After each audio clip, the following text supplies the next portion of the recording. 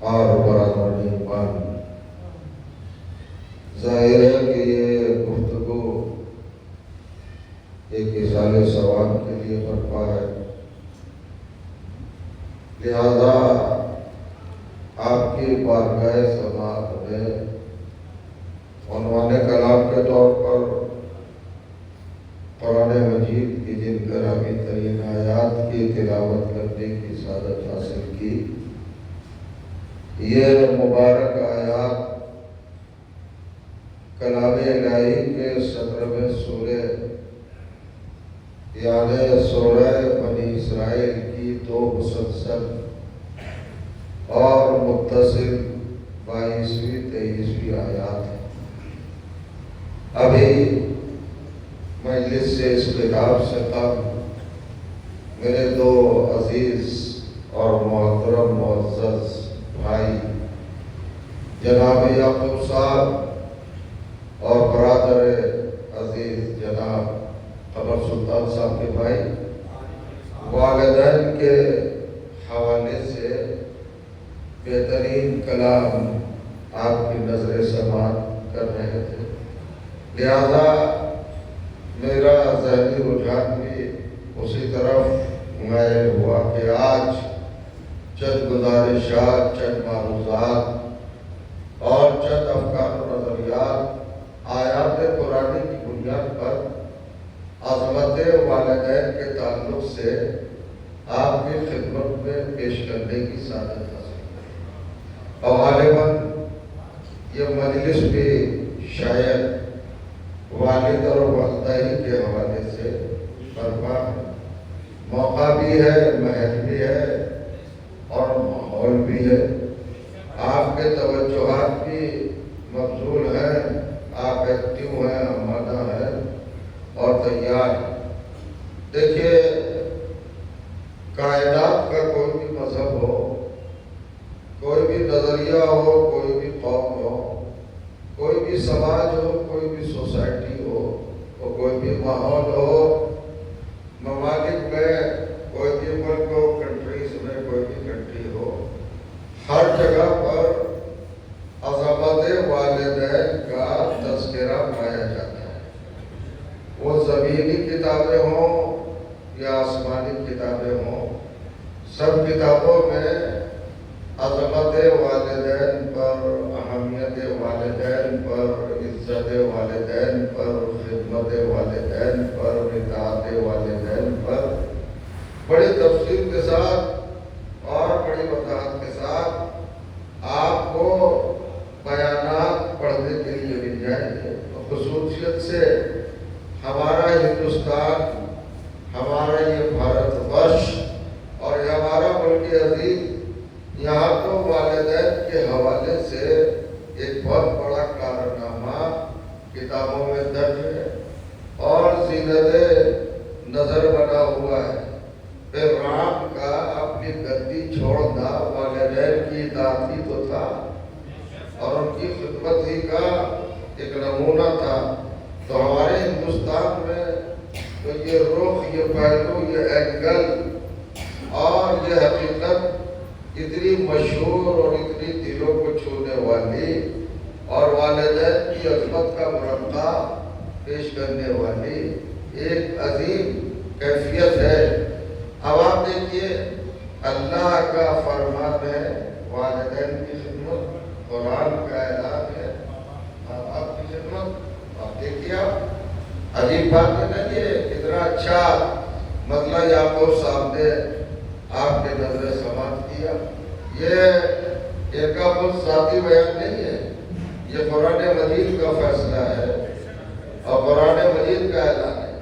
اب اس اعلان کو، اس رجحان کو، اس فکر کو اور اس نظریے کو، اس کنسپٹ کو اور اس عقیدے کو، اس حقیقت کو اللہ نے کتنا مضبوط، کتنا مستحکم اور کتنا اسٹرانگ کر کے بیان کیا ہے۔ ارشاد ہوتا ہے وَقَضَىٰ رَبُّكَ، خطاب اپنے حبیب سے ہے، رحمت للعالمین سے ہے، سید الانبیاء سے ہے، خاتم النبیین سے ہے، باعث تخلیق کائنات سے ہے، تاہا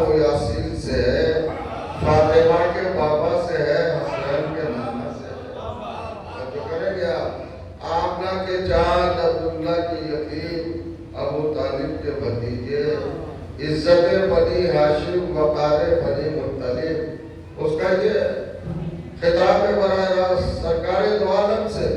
آپ ذرا سمجھے تھوڑی دیر کے لیے، بہت اہم منزل فکر کی طرف آپ کے ذہن متوجہ ہیں۔ دیکھیے گا ارشاد ہوتا ہے قضا ربوں کا، یہ ربوں کا مرکب لفظ ہے، مضاف اور مضاف الیہ۔ اے حبیب محبوب سید الانبیاء خاتم النبیین، آپ کے رب نے، آپ کے پالنے والے نے، آپ کے خالق نے، آپ کے رازق نے، آپ کے معبود نے یہ طے کر دیا، یہ ڈیسائیڈ کر دیا، یہ قانون بنا دیا، یہ سنت بنا دی، یہ لا بنا دیا، یہ سیرت قائم کر دی، یہ روش، یہ انداز اللہ نے معین کر دیا۔ کیا روش، کیا چیز؟ اللہ تعبدوا الا ایاہ۔ دیکھو صاف صاف بات ہے، صرف عبادت اللہ کی ہوگی، معبود صرف اللہ ہے۔ یہ پروردگار عالم کس سے کہہ رہا ہے؟ اپنے حبیب سے، کہ حبیب عبادت کا حق صرف اللہ کا ہے، اسی کی عبادت ہو سکتی ہے، معبود بس اللہ ہے، فقط اللہ ہے۔ حالانکہ دوسری جگہ پہ بھی کہا قل هو اللہ احد، مگر وہاں عبادت کا واضح لفظ نہیں ہے، یہاں اللہ تعبدوا مقید کر دیا ہے، مؤکد کر دیا ہے، تاکید کی ہے کہ عبادت صرف اللہ کی ہے، عبادت محض اللہ کی ہے، عبادت فقط اللہ کی ہے۔ یہ عبادت اللہ سے ہٹ کر کسی اور کے لیے نہیں ہے، شرک لازم آ جاتا ہے، کفر لازم آ جاتا ہے۔ اللہ کے غضب کا شکار ہو کر غیر اللہ کی عبادت کرنے والا انسان جہنم کا ایندھن ہو جاتا ہے۔ یعنی پرسنل رائٹ ہے، حق حقیقی ہے اللہ تعالیٰ کا کہ صرف عبادت اللہ کی ہوگی۔ یا انسان اگر سر جھکائے گا تو صرف اللہ کے سامنے جھکائے گا، اللہ کی عبادت کرے گا، اور پھر بلا فصل بغیر کسی گر کے اللہ نے کہا کہ معبود تو میں ہوں، عبادت تو میری ہوگی، مگر بالوالدین احسانا، خبردار اپنے ماں باپ کے ساتھ حسن سلوک کرتے رہنا۔ عجیب و غریب رخ ہے، اس کو ذرا سا سمجھنے کی ضرورت ہے۔ ایک طرف تو اللہ نے اپنے حق کا اعلان کیا، اپنے رائٹ کا اعلان کیا، اپنے ذاتی حق کا اللہ نے اعلان کیا کہ بھئی معبود میں ہوں۔ یہ تو کوئی بڑی بات نہیں، اللہ کے علاوہ کوئی معبود ہے ہی نہیں، مگر معبود ہونے کے فوراً بعد اس نے جو نمبر رکھا ہے وہ والدین کا رکھا ہے، گیپ نہیں رکھا بالکل۔ اپنے والدین کے ساتھ حسن سلوک کرو، ان کی خدمت کرو، ان کو راضی رکھو، ان کو خوش رکھو، اور ان کی خدمت میں ہمیشہ حاضر رہو۔ یہ کس طرح رکھا اللہ نے؟ یعنی یہ نہیں کہا کہ پہلے نماز پڑھو پھر والدین کی خدمت کرنا، پہلے روزہ رکھ لینا پھر والدین کی خدمت کرنا، پہلے حج کر لینا پھر والدین کی خدمت کرنا، پہلے جہاد کر لینا، باقی فرصت ملے تو ماں باپ کی یہ خدمت بھی کر لینا، ان کے ساتھ احسان بھی کر لینا۔ نہیں، آپ ذرا چوکیے، جاگیے، قرآن آپ کے سامنے کیا چیپٹر پیش کر رہا ہے، کیا مینیفیسٹو پیش کر رہا ہے، آپ کے سامنے کون سا کورس، کون سا کالم اور کون سا نصاب آپ کے سامنے پیش کر رہا ہے۔ قرآن کا سلیبس سمجھے، قرآن کا درس سمجھے، قرآن کا سبق سمجھے۔ اللہ نے کہا معبود میں ہوں، میری عبادت، اور فوراً اپنے والدین کی خدمت، ان کے ساتھ حسن سلوک کرنا۔ یہ بھی کہہ سکتا تھا نماز پڑھ، روزہ رکھ، حج کر، زکات دو۔ ارے بھیا آپ ذرا سمجھنے کی کوشش کرو، نماز 15 سال کے بعد واجب ہے اور والدین کی خدمت ہر وقت واجب ہے۔ بات پڑھے محمد وآل محمد، اور میں کہ سب بات پڑھیے گا محمد وآل محمد۔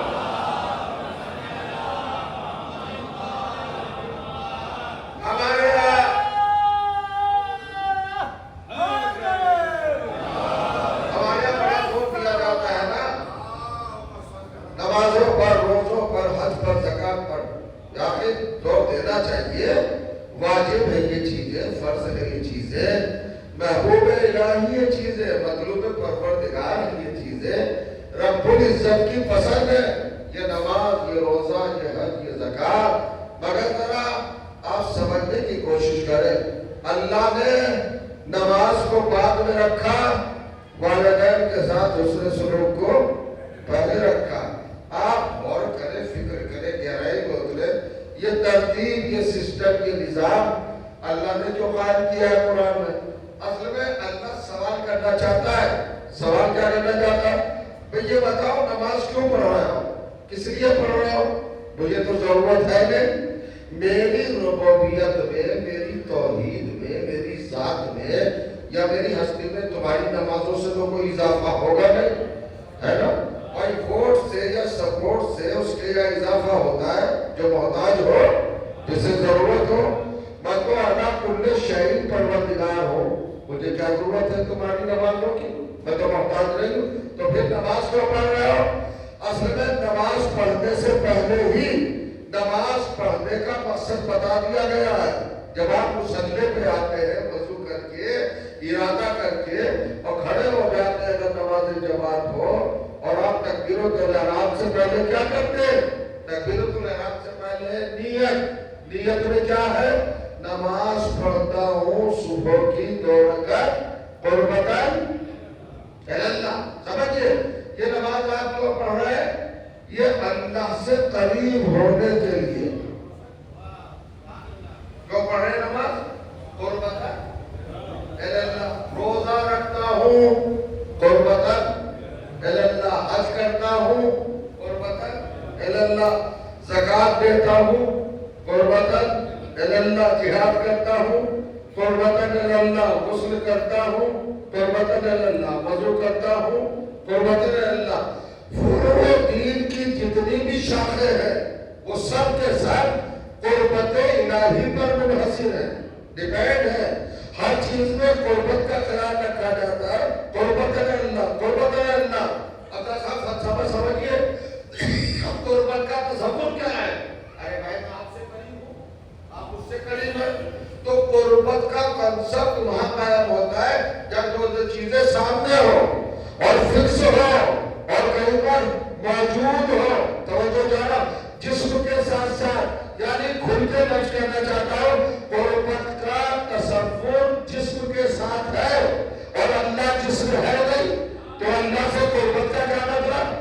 ایسا تو ہے نہیں کہ اللہ سامنے بیٹھا ہے اور اس کے قریب ہے۔ تو قربت کا مطلب کیا ہے؟ قربت کا مطلب یہ ہے ساری کائنات سے کٹ کر، ساری دنیا کو چھوڑ کر میں اللہ کا ہونا چاہتا ہوں۔ نماز پڑھنے کا مطلب ہے اللہ والا ہو جانا، روزہ رکھنے کا مطلب ہے اللہ والا ہو جانا، حج کرنے کا مطلب ہے اللہ کا ہو جانا، زکات دینے کا مقصد ہے اللہ کا ہو جانا، نماز کرنے کا مقصد ہے اللہ کا ہو جانا، جہاد کرنے کا مقصد ہے اللہ کا ہو جانا، خیرات کرنے کا مقصد ہے اللہ کا ہو جانا، تشبیہ اس لیے ہے اللہ کا ہو جاؤ، توحید اس لیے ہے اللہ کا ہو جاؤ، تمجید اس لیے ہے اللہ کا ہو جاؤ، تکبیر اس لیے ہے اللہ کا ہو جاؤ، سجدے اس لیے ہے اللہ کا ہو جاؤ، قیام اس لیے ہے اللہ کا ہو جاؤ، تعوذ اس لیے ہے اللہ کا ہو جاؤ، تشہد اس لیے ہے اللہ کا ہو جاؤ، تسلیم اس لیے ہے اللہ کا ہو جاؤ، قرات اس لیے ہے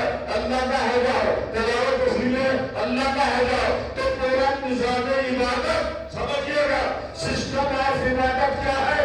اللہ کا ہو جانا، اللہ کا ہو جانا۔ اللہ نے کہا خبردار میرا ہونا چاہتا ہے تو پہلے نماز نہ پڑھ، والدین کی خدمت کر، پہلے روزہ نہ رکھ، والدین کی خدمت کر۔ اللہ کا نام یہ دیتا ہے کہ جو اپنے ماں باپ کا نہیں ہو سکتا وہ ہمارا نہیں ہو سکتا۔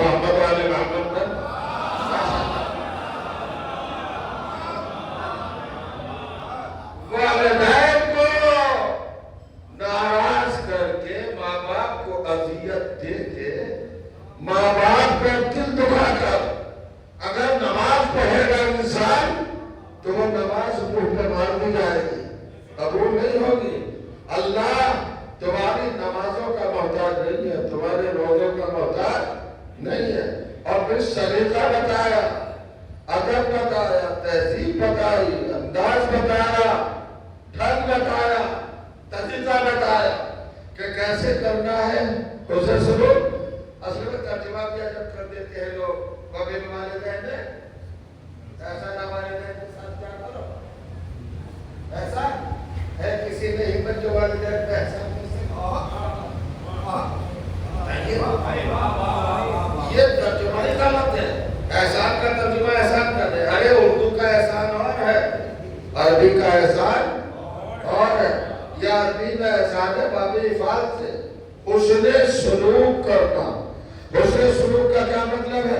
اب اللہ کہہ رہا اما یبلغن عندک الکبر، دیکھو اگر ان دونوں میں سے ایک بھی آخر عمر کو پہنچ جائے، بزرگ ہو جائے، ضعیف ہو جائے، بوڑھا ہو جائے، یا دونوں کے دونوں بوڑھے ہو جائے، ماں اور باپ، فلا تقل لہما اف، انہیں اف تک نہ کہنا، اف تک نہ کہنا، نظریں جھکائے رکھنا۔ بلکہ سننے کے آداب کے ساتھ ساتھ جو نظریات ہے نا، جو نیت ہے، دیکھیے مجلس سننے کا بھی ایک ارادہ ہوتا ہے، جو مجلس میں اس لیے سن رہا ہوں کہ میرے علم میں اضافہ ہو جائے۔ کمال یہ ہے کہ آج کل مجلسیں نہیں ہو رہی ہیں، ممبروں پر سب کچھ ہو رہا ہے، مجلسیں ہو رہی ہیں، اور یہ کبھی ممبر والوں کی نہیں ہے، یہ سننے والوں کی ہے۔ اس لیے کہ سننے والے علمی بیانات کو نہ توجہ دیتے ہیں نہ اہمیت دیتے ہیں۔ آج کل نہ قرآن سے استدلال ہو رہا ہے، نہ حدیث سے استدلال ہو رہا ہے، نہ حقائق بیان کیے جا رہے ہیں، پتہ نہیں کیا ہو رہا ہے، کچھ سمجھ میں نہیں آتا، سمجھ میں نہیں آتا۔ چیخ پکار ہے، چنگار ہے، دہاڑ ہے، حلف آڑ ہے، اس کے علاوہ کیا بتائیے؟ جو جتنا بڑا ناٹک کر لے اتنا بڑا خطیب ہے۔ آدمی آیا ہے، قیمتی وقت لے کر آیا ہے، وہ اپنے علم میں اضافہ کرے۔ قرآن کیا کہہ رہا ہے ذرا سمجھیے، اور جو چاہ رہا ہوں اب یہیں سے ایک بات آپ کی خدمت پیش کرنا چاہتا ہوں۔ یہ فضیلت کا گوشہ ہے، شاید آپ سن کر حیرت میں جائیں۔ خطاب کس سے ہے بھائی؟ بھول گئے آپ ایک منٹ میں؟ حبیب سے۔ اس لیے کہ اذان ربوں کا سنیے گا، بالکل ایک نئی تحقیق آپ کے سامنے رکھنا چاہ رہا ہوں۔ اے حبیب، تیرے رب نے کیا قانون بنا دیا؟ قانون یہ بنایا ہے کہ والدین کے ساتھ حسن سلوک کرنا۔ کس سے کہہ رہا ہے خدا؟ ہم تو ہے نہیں وہاں، ہم تو ذہن میں آئے ہیں، اب تو ان کو وسیلہ بنا کر اس حکم کی واجبی ادائیگی میں آگے بڑھے۔ سب سے پہلے کون ہے مخاطب؟ خطاب کس سے؟ اللہ اپنے رسول سے کہہ رہا ہے میرے حبیب والدین کے ساتھ حسن سلوک کیجئے۔ اللہ سمجھئے، اگر آپ جاگ رہے تو لطف آئے گا۔ آپ کے سامنے میں قرآن مجید کی حقیقت بیان کرتا ہوں، اپنے علم کو ذرا چیک کر لیجیے، سب کو علم ہے ماشاءاللہ، اضافے کی بات نہیں کر رہا ہوں۔ یہ بتائیے قرآن کب نازل ہوا ہے؟ قرآن کب آیا ہے؟ قرآن عرش سے کب اترا ہے؟ آپ سوچئے، تو آپ بتائیں گے تاریخ دیکھ کر آپ کو علم ہوگا کہ جب حضور 40 برس کے ہو گئے، قرآن جبھی تو اترا ہے بھائی۔ اعلان رسالت کب ہوا ہے؟ رسول جب 40 سال کے ہو گئے تو رسول نے خود تو کیا نہیں اعلان رسالت، اللہ نے ان سے کہا کہ کر دو۔ تو اللہ نے کیسے کہا؟ قرآن ہی کے ذریعے تو کہا۔ تو قرآن کا آغاز ہوا ہے اعلان رسالت کے ساتھ ساتھ۔ اعلان رسالت ہوا ہے 40 سال کی عمر میں، تو 40 سال کے محمد سے اللہ کیا کہہ رہا ہے؟ اپنے والدین کے ساتھ حسن سلوک کرو۔ ابھی آپ کہاں بیٹھے ہیں؟ کب کہہ رہا ہے؟ 40 سال کے سن میں کہ اپنے والدین کے ساتھ حسن سلوک کرو۔ ارے آپ کو پتہ ہی نہیں، اچھل جاتے آپ کا کیا کیفیت کا عالم ہوگا میں نہیں جانتا۔ اگر یہ علم کیفیت آپ کے ذہنوں میں ناسک ہوتی، 40 سال کے محمد سے کہہ رہا ہے اللہ والدین کے ساتھ وہ سلوک کرو، اپنے علم کو ذرا سا محنت کرو۔ یہ بتاؤ رسول اللہ کے والد کا انتقال کب ہوا؟ کہ رسول اللہ کے پیدا ہونے سے پہلے؟ تو رسول اللہ کے والد والد تو ہے ہی نہیں، وہ تو رسول کی ولادت سے پہلے وفات پا چکے، اور والدین گرامی کا انتقال کب ہوا؟ کہ رسول جب 3 سال کے تھے تو 3 سال میں والدہ مر گئی، پیدا ہونے سے پہلے آپ کے والد مر گئے، آپ جب 40 سال کے ہوئے تو اللہ قانون بنا رہا ہے کہ والدین کے ساتھ اس سے سلوک کرو۔ یہ بتا دو والدین کون سے ہیں جو 40 سال میں زندہ ہے؟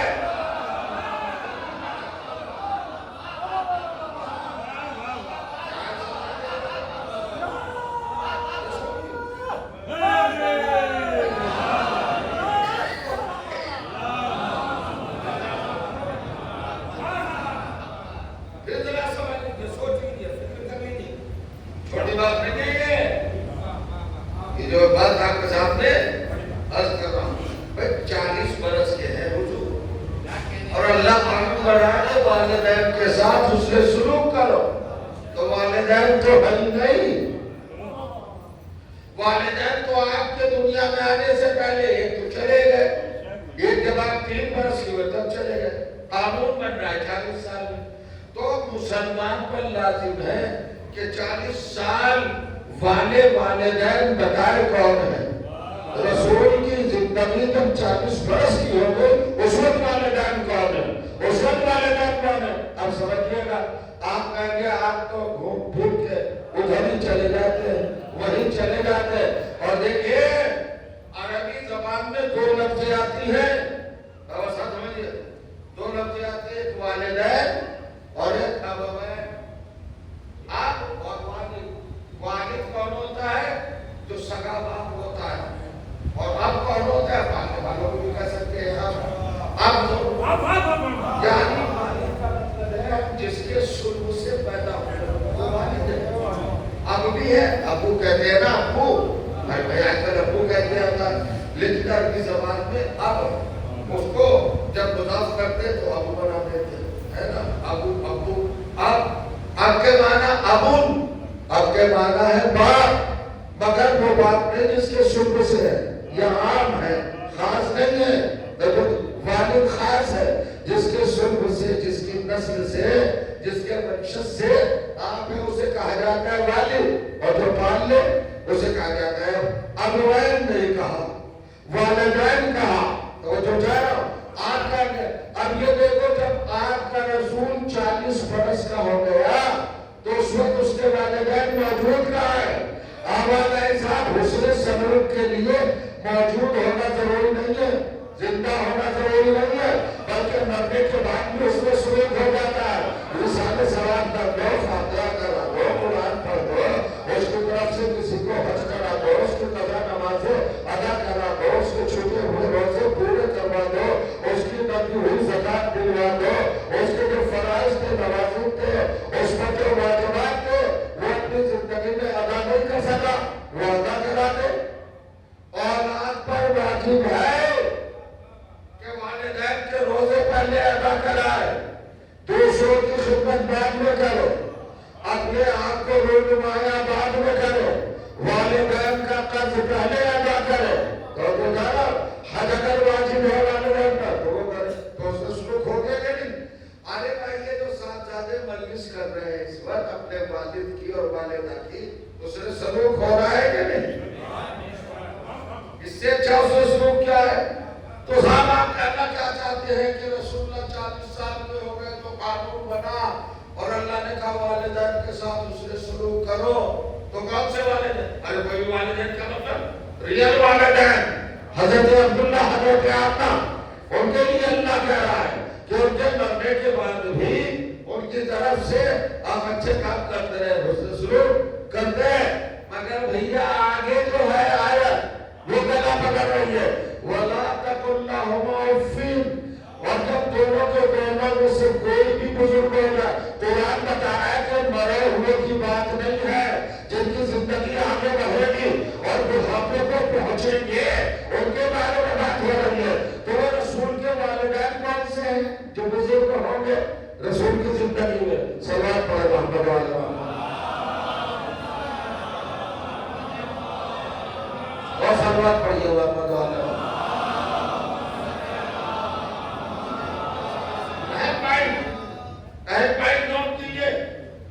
دنیا کہتی ہے حضرت کے نیک والدین کے بارے میں آیت ہے.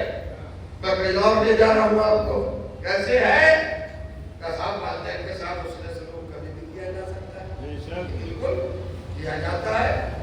آپ آخری سانس تک والدین کے لیے اچھائی کر سکتے ہیں. کون روکتا ہے؟ مگر اللہ آپ کے حکم سے یہ نہیں کہہ رہا کہ آپ کے والدین جو مر چکے ہیں ان کے ساتھ اسے شروع کیے. اللہ کہہ رہا ہے جب ان دونوں میں سے کوئی سا بھی بوڑھا ہو جائے یا دونوں بوڑھے ہو جائے, اس کا مطلب ہے کہ جب حبیب سے بات ہو رہی ہے موجود ہے والدین, ابھی تو بوڑھے ہو گئے. اب کیا کرو گے؟ بڑھوا دیا نہ بڑھو بھائی. آپ جیسے اللہ کہہ رہا جب ان دونوں میں سے ایک یا دونوں بوڑھے ہو جائے, ارے بوڑھے مرتے ہوں گے کہ زندہ ہوں گے؟ اس کا مطلب کہ محمد کے سامنے زندہ ہے والدین. جب تو کہہ رہا ہے ان دونوں میں سے یہ دوسرا کو آ کر, ارے لوگوں کو پتہ ہی نہیں یہ کون سے والدین ہیں جو محمد کو پال رہے ہیں. وہ والدین ہیں. اللہ نے آ کر عبداللہ کا نام نہیں لیا, آنے کا ذکر نہیں کیا.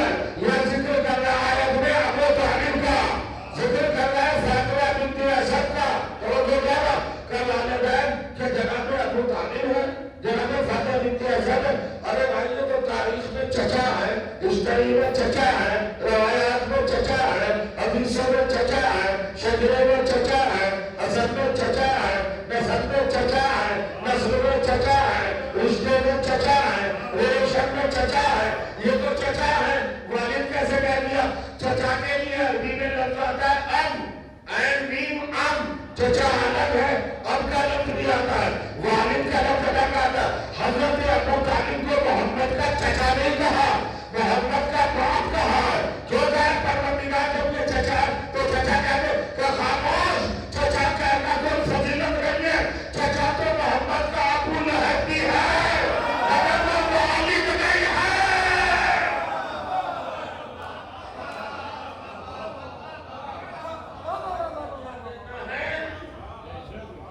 ہمیں منصب دینا ہے, مقام دینا ہے. ذرا ذمہ داری سمجھیے. سامعین کی ذمہ داری بھی پڑھنے والے سے کم نہیں ہے. چھوٹی چھوٹی باتوں پر بات نہ دیا کیجیے, اس لیے کہ پھر خطیبوں کے حوصلے بڑھ جاتے ہیں, بڑی باتیں پڑھنے کی ضرورت پڑتی ہے. چھوٹی باتوں سے درد مل رہی ہے. اتنی کمزور باتوں پر خامخواہ کہیے چھپن نہ اٹھایا کیجیے. وہ سمجھنے سے کیا ضرورت ہے محنت کرنے کی جب بغیر محنت کے کام چل رہا ہے. 150 آدمی بٹھا دیے, اور لوگ آگے کہہ رہے ہو مجلس بہت تگڑی ہوئی. اب مجلس میں یہ مطلب نہیں کہ پڑھا کیا گیا, مجلس سننے والا دیکھ رہا ہے شور کتنا بچا. شور کے اوپر مجلس ناپی جا رہی ہے. یہ تو زمانہ ہے. اب سمجھئے, اب طے ہو گیا جناب. یہاں پر والدین کے لفظ سے اللہ نے جو مفہوم واضح کیا ہے وہ حضرت عبداللہ اور حضرت عمر نہیں ہے, بلکہ کون ہے؟ حضرت ابو طالب اور حضرت فاطمہ نے. اب آئیے ان کی رسپیکٹ, عزت, تعظیم, ادب, تہذیب, ان کی تقریم, ان کی تعظیم, ان کا مقام, ان کا مرتبہ, ان کا رتبہ, ان کا درجہ, ان کا منصب اللہ کی نظر میں کیا ہے؟ آپ یہ بتائیے, پیغمبر اسلام سے زیادہ اخلاق میں کوئی ہے؟ ارے نگر آلہ خلق عظیم سند ہے اللہ کی طرف سے قرآن میں, خلق عظیم پر فائد ہے. اخلاق کے حمایت کی نہیں کہہ سکتے, اس سے بھی آگے ہے. اور پھر رحمت للعالمین, کیسا رسول جو ابو لہب کے کانٹے بچھانے پر دعائیں دے, جو اپنے دشمنوں کو بددعا نہ دے, سہمتیں اٹھائے, تکلیفیں اٹھائے, سہولتیں اٹھائے, لہو لہان کیا جائے, پتھر مارے جائے, قتل کی سازش ہو, ستایا جائے, رلایا جائے, بہت زیادہ پریشان کیا جائے. سلمان پڑھے محمد والا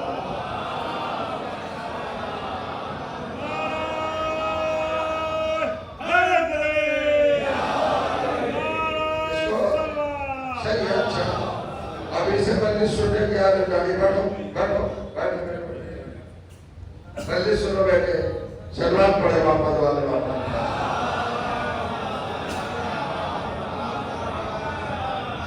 عادت ڈالے اور فرمانا ہے.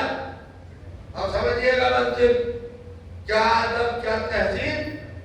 میں یہ کہنا چاہ رہا ہوں کہ پیغمبر اسلام کو کتنی اذیتیں ملی. اب سرکار کا خود ارشاد جناب سن لیجیے. اوز ما اوزیا نبی قد کما اوزیو. کسی نبی کو اتنی اذیت ملی نہیں جتنی اذیت مجھے ملی. جتنا مجھے ستایا گیا کسی نبی کو نہیں ستایا گیا. اذیت جانتے ہیں تکلیف پرابلم. جتنا مجھے ستایا گیا کسی نبی کو نہیں ستایا گیا. کون کہہ رہا ہے؟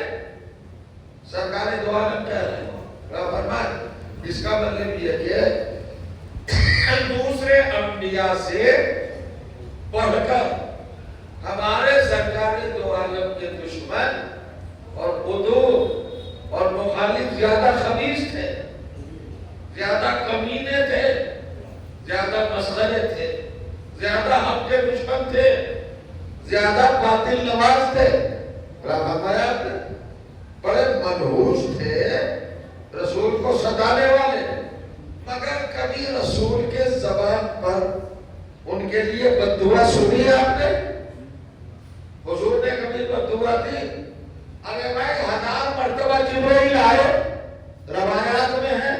اللہ کا محبوب جو ٹھہرا, جیسے ہی پتھر مارا گیا اور حبیب اللہ کا لہو لہان ہوا تو اللہ نے فوراً جبرائیل کو بھیجا. جبرائیل جاؤ, ہزاروں تحفہ درود و سلام کے بعد ہمارے حبیب سے ہماری بات کہہ دینا کہ اگر آپ کی چاہت ہو تو ہم اس کو ابھی تباہ کر دیں. آئے جبرائیل, یا رسول اللہ, اللہ نے سلام کہا ہے یہ دشمن جو آپ کو ستا رہا ہے اگر آپ کی مرضی ہے تو اللہ اسے ہلاک کر دے. تو وہ سورہ کے جملہ کا یا تو رحمت اللہ العالمین نہ بنایا ہوگا,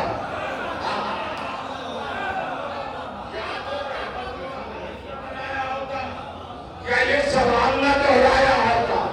پروردگار تو نے مجھے رحمت للعالمین بنایا ہے, اگر ساری کائنات میں مجھے مل کر ستائے گی میں پھر بھی بددعا نہیں کروں گا. نماز شب ہے, نماز تہجد ہے, رات کی نماز ہے. میرا پیغمبر چادر اوڑھے ہوئے گر گراتا ہوا, لرزتا ہوا, کانپتا ہوا, ہانپتا ہوا, آنکھیں آنسوؤں سے چھلکتی ہوئی, بھری ہوئی, ابلتی ہوئی, لبوں پر لرزش ہے, راحت ہے, رات کا عالم ہے, خوف الہی ہے, تہجد کا مرحلہ ہے, اخلاص کی منزل ہے. کس طرح دعا کرنا ہے؟ اے پروردگار میری قوم کو توفیق دے دے, مجھے سمجھنے کی, مجھے جاننے کی, میری معرفت کی. یہ مجھے جانتے نہیں ہیں. ایسا رسول جو دشمنوں کو بددعا نہ دے, اس کے لیے اللہ کیا کہہ رہا ہے؟ وَلَا تَقُلْ مَغْفِرْ, اپنے والدین سے اف تک نہ کہنا. کیا اللہ کو اندیشہ تھا کہ محمد اف کہے گا؟ اور اب یہ اللہ کا لفظ ہے, کیا کرو میں پھنس گیا. لفظ اف سے چھوٹا کوئی لفظ نہیں بنائیے. آپ تو بہت اطمینان سے بیٹھے. ارے بھائی اف سے چھوٹا کوئی لفظ ہے؟ آپ شاعر ہے, لائیے کوئی لفظ ہو تو. حضور حضرت صاحب لفظ اف سے چھوٹا کوئی لفظ ہے؟ نہیں ہے ہی نہیں. لغت پہ ڈکشنری میں ہے ہی نہیں. جو سب سے چھوٹا تھا وہ رکھا کہ یہ بھی نہ کہنا اپنے والدین کو. ایسے تھوڑی بات ہے. ایک طرف مقابلے پر ساری دشمن دنیا, اسے دعائیں دینے والا خلق عظیم پر رسول اللہ کے سامنے کس نوعیت پر ہے, کس پوزیشن میں؟ اللہ کہہ رہے ہیں والدین کو اف نہ کہنا. ابھی ثابت کر کے گیا والدین کون ہے؟ ابو طالب ہے. اب سنیے نکتہ کیا ہے. اللہ کی طرف سے توجہ کرے گا, عجیب منزل ہے. ایسے رحمت اللہ العالمین, ایسے خلق عظیم رسول کو جب یہ حق نہیں ہے کہ وہ ابو طالب کو اف کہہ سکے, تو کسی مفتی کو یہ حق کہاں سے آ گیا کہ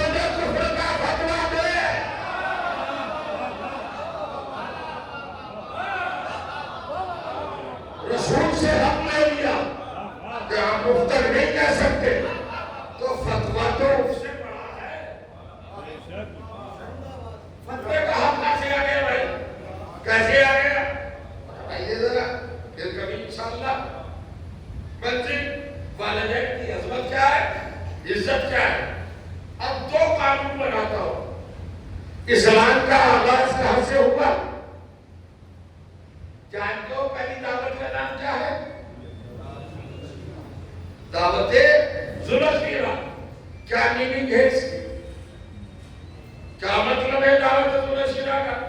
عشیرہ کہتے ہیں خاندان۔ عشیرہ کس کو کہتے ہیں؟ خاندان کو، قبیلے کو۔ عشیرہ کہتے ہیں کٹب کو۔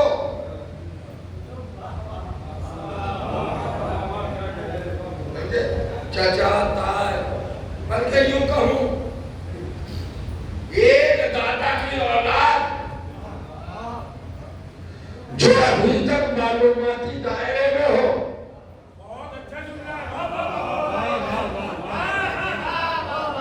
وہ سب عشیرہ کہلاتے ہیں۔ دعوت ذوالعشیرہ میں کیا ہوا؟ دعوت ذوالعشیرہ کا بیک گراؤنڈ اور پس منظر بسیطہ سا ہے کہ وَأَنذِرْ عَشِيرَتَكَ الْأَقْرَبِينَ۔ جب حضور 40 سال کے ہوئے تو اللہ نے کہا حبیب رشتہ داروں کو ڈراؤ۔ وَأَنذِرْ عَشِيرَتَكَ الْأَقْرَبِينَ، اپنے قریبی رشتہ داروں کو ڈراؤ، خوف الہی دلاؤ۔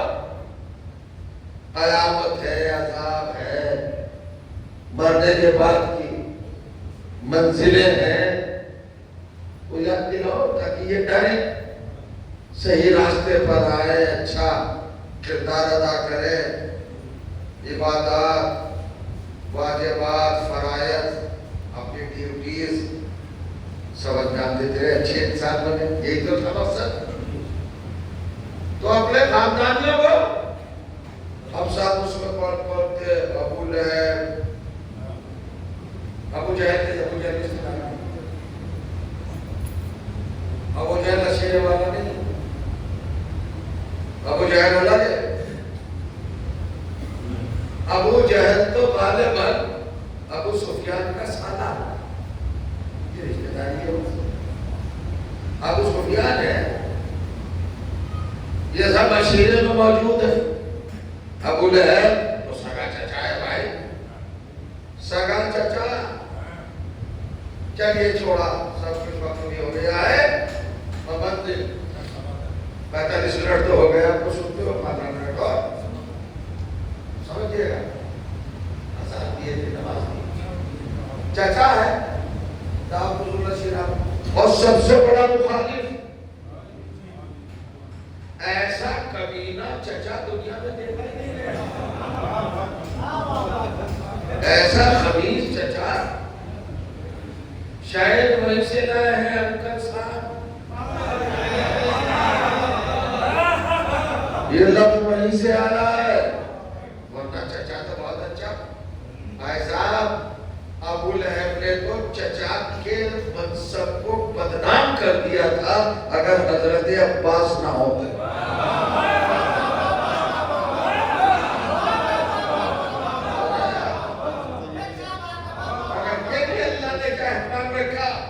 جس خاندان سے بدنام کرنے والا آیا تھا اسی خاندان سے اس کو نامدار بنانے والا ہے۔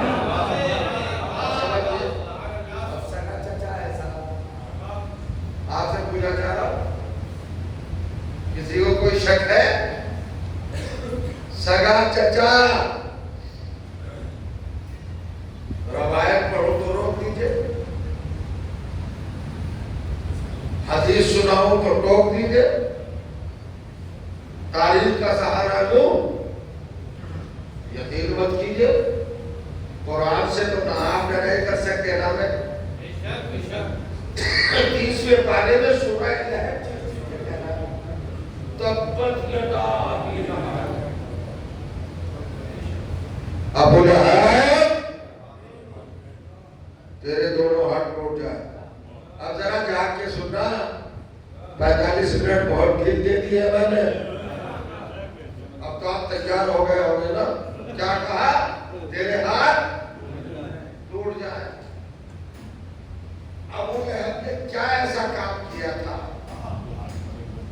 جو پروردگار عالم کو یہ آیت اتارنا پڑی, یہ سورہ اتارنا پڑا اور اس کے دونوں ہاتھ توڑنے کی بات کہی تھی؟ کیوں؟ کس لیے؟ تو میں تاریخ کے بیت گراؤں میں جاتا, اس کے لیے لکھا ہے کہ سرکاریں وہ جہاں جب بات کرتے تھے تو آپ کی چاندی جیسے خوبصورت ہاتھ, باتوں کے ساتھ ساتھ وہ کیا کہتے ہیں بھائی, باڈی لینگویج, یعنی بات کے ساتھ ساتھ آدھا کو بھی حرکت کرنا, باڈی لینگویج کہلاتا ہے. یعنی کوئی بات بھی کرنا اور آپ کا اشارہ بھی کرنا. تو سرکاریں دو آنکھوں کے چاندی جیسے ہاتھ خوبصورت بیدار دستے رسالت اپنی باتوں میں شامل کرتے تھے. تو یہ کمینہ نقل کرتا تھا اور ان پر اعتراض کرتا تھا کہ یہ ہاتھ ٹوٹ جائے, یہ ہاتھ ٹوٹ جائے, یہ ہاتھ ٹوٹ جائے. اللہ نے کہا تو ہم تیرے ہاتھ توڑ ڈالیں گے, بتا اور توڑ ڈالیں. ایسا ہے نہیں سگا چچا ہے, اب ذرا اندر سے نکلیے گا. میں بالکل اپنے دل سے بات نکال کے رہا ہوں. ارے پروردگار رعایت کرنے چچا ہے تیرے رسول کا,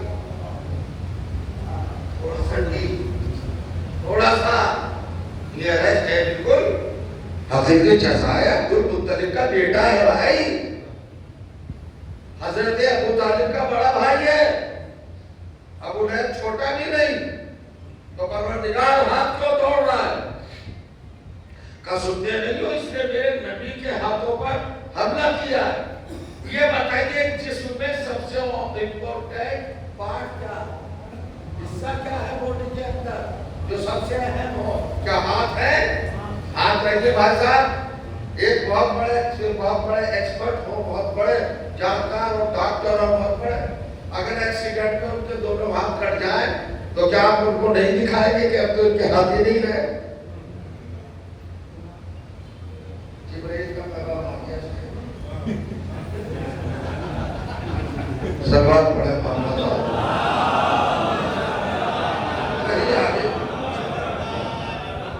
وہی آ گئے. اسی لیے میں کہتا ہوں فون بند کر کے بیٹھے چاہیے. آداب مجلس کے خلاف ہے ساری باتیں. آپ سمجھئے صاحب, ایک صاحب ہے آپ کے دور لائی میں ڈاکٹر بہت بڑے, خدا سب کو سلام کر کے مثال دے رہا ہوں. آج ہی آئے وہ بیچارے باہر نکلے, وہ صاحب ہائی وے پر گئے اور اچانک سے ان کی گاڑی ٹکرائی, ان کو دونوں ہاتھ کٹ گئے. تو کیا آپ کو نہیں دکھائیں گے؟ بتائیے آپ. تھوڑی دور بیچارے چلے تھے, ان کے کان بھی چھوڑ دے, کان بھی کٹ گئے. آپ نہیں دکھاؤ. پیر بھی ان کے ختم ہو گئے, کیا نہیں دکھاؤ؟ تو عقل مند انسان کہے گا کہ ڈاکٹر کا مطلب پیر نہیں ہے, ڈاکٹر کا مطلب آپ نہیں ہے, ڈاکٹر کا مطلب کان نہیں ہے. ارے زبان بھی نہ ہو تب بھی دکھائے گا. پھر کیا ہے؟ ڈاکٹر کا مطلب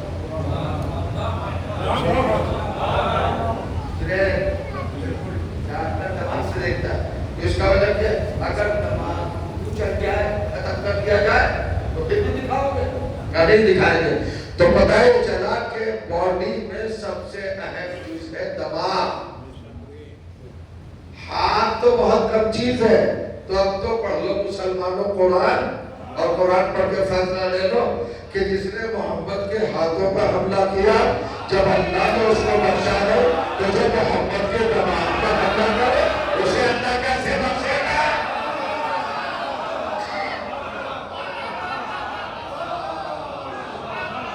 صلوات پڑھ دے محمد علیہ.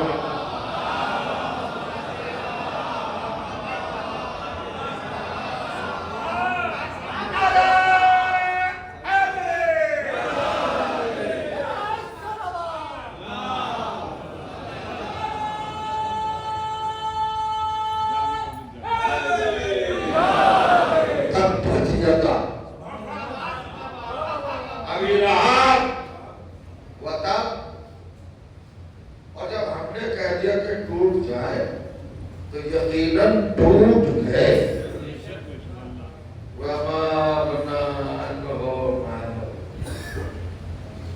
ابو لہب مالدار بہت تھا لیکن اس کے مال نے اس کو کوئی فائدہ مال بھی نہیں بچا سکا. تو میں کہنا یہ چاہتا ہوں کہ مال کے اوپر ناز نہ کرنا. مال جب حق سے ٹکراتا ہے، لفظ سنو گے بھائی اگر لفظ سن سکتے، مال جب حق سے ٹکراتا ہے تو مال نہیں رہتا، وبال ہو جاتا ہے.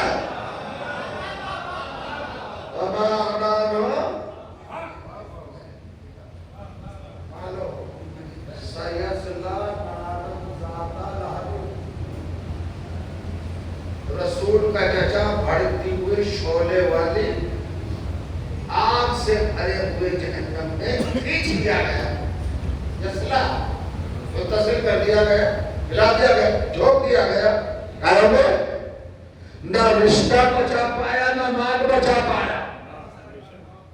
ارے جب رسول کا سگا چچا نہیں بچ سکا،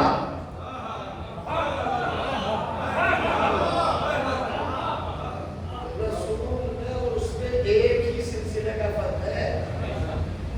ایک پشت چچا ہے، ایک پشت کا فرق ہے.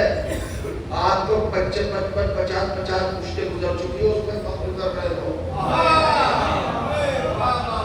توجہ کیجیے، پشتوں میں فخر نہ کیجیے، عمل پہ کیجیے، کردار پہ کیجیے. اسلام اور قرآن میں رشتہ داری دیکھی ہی نہیں. اگر رشتہ داری کا کوئی بڑا کارنامہ ہوتا، سنیے اب کیا کروں گا، پھنس گیا. رشتہ داری کا کوئی وزن قرآن نہیں ہے. اگر رشتہ داری کا وزن ہوتا تو آدم کا بیٹا محترم ہوتا. اگر رشتہ داری کا وزن ہوتا تو نوح کا بیٹا محترم ہوتا. اگر رشتہ داری کا کوئی اہمیت ہوتی تو ابو لہب بہت بڑا محترم ہوتا. چچا جہاں کس کا چچا؟ رسول کا چچا. تمہاری چچا میں محترم اور رسول کا چچا نہیں. قرآن مجید نے ان سب کو قابل کو جہنمی، نوح کے بیٹے کو جہنمی، ابو لہب کو جہنمی. سمجھ رہے آپ؟ قرآن میں رشتہ داری کا آپ کیا کسا آپ غلط کہہ رہے ہیں؟ آپ غلط کہہ رہے ہیں. کیا غلط کہہ رہا ہوں؟ کہ حضرت علی تو رشتہ دار ہیں. ان کا بھائی ہونے کی وجہ سے تو ان کا احترام کیا جاتا ہے. حسن و حسین نواز سے رشتہ دار ہوا، اس لیے تو احترام کیا آپ بیٹی ہے، اس لیے تو احترام. غلط بالکل غلط. رشتہ داری کا احترام نہیں ہے. تو جو چاہ جاؤ، اگر بھائی ہونے پر علی کا اتنا احترام ہے تو علی کے 3 بھائی اور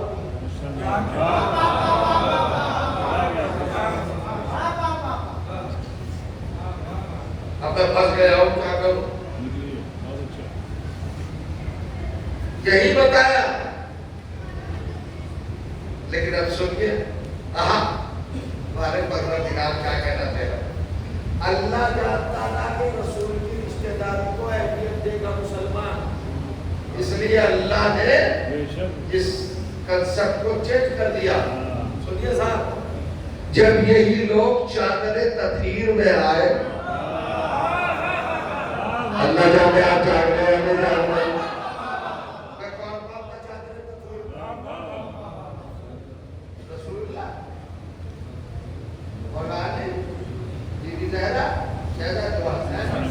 یہی تھے نا چادر. اور جب جبرائیل نے پوچھا تو اللہ نے کہا تھا، اللہ نے یہ دیکھا کہ محمد کی بیٹی اللہ نے محمد کی رشتہ داری ہٹا دی. اللہ نے کہا ہم فاطمہ تو اگر اللہ کے دربار میں رشتہ داری کی اہمیت ہے تو محمد کے رشتہ داروں کی نہیں، فاطمہ کے رشتہ داروں کی ہے. سروات کرتے محمد وآلہ.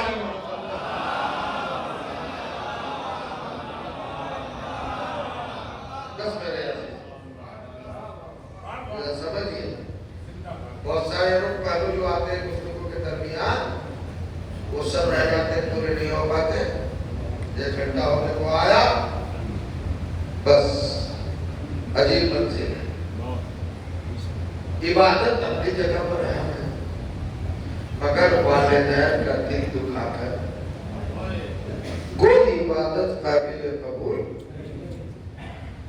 والدین کے قلب کو ٹھیس پہنچا کر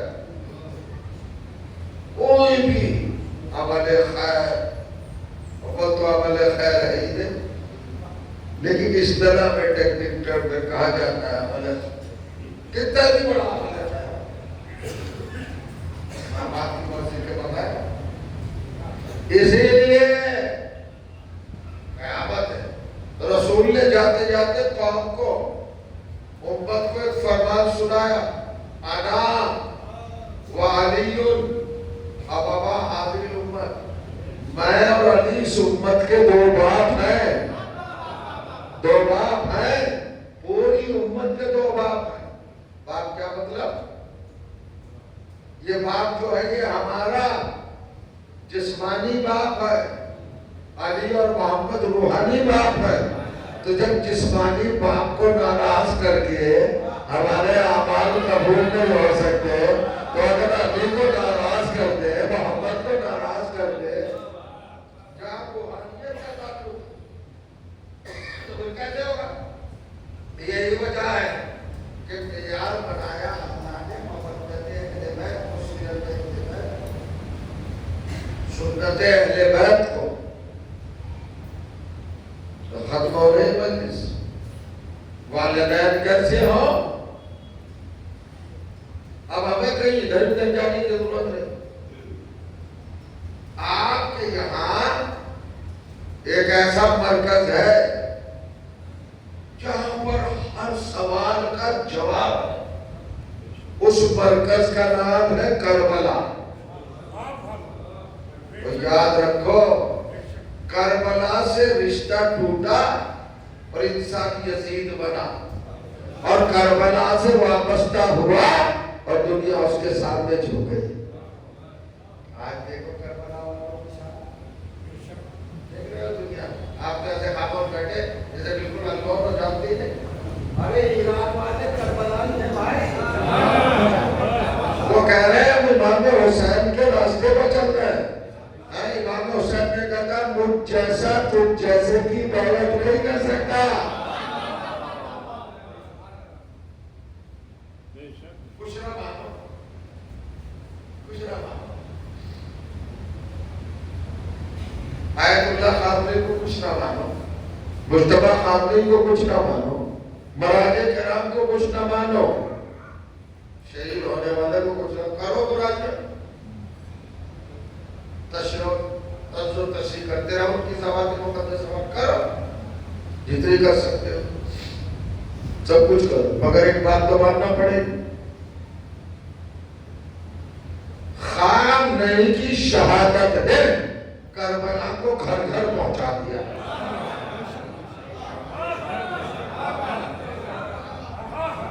جو لوگ کربلا نہیں جانتے تھے ان کو بھی بتا دیا کربلا کیا ہے. غیر مذاہب کو لوگ کہہ رہے ہیں بھائی یہ نہیں جھکیں گے چونکہ یہ کربلا والے ہیں. سمجھ گیا؟ یہ کربلا والے. غیروں کی سمجھ میں آ گیا کہ جو کربلا سے وابستہ ہے وہ باطل کے سامنے نہیں جھکیں گے. اب پتہ نہیں آپ کہاں ہوں گے، میں تو جملہ کہہ رہا ہوں. آج غیر مسلم کو پتہ چل گیا کہ جو کربلا سے وابستہ ہو گیا وہ کبھی باطل کے سامنے جھکا نہیں. اسلام کے خلیفہ کی سمجھ میں نہیں آیا. یزید نے حسین سے بیعت مان لی.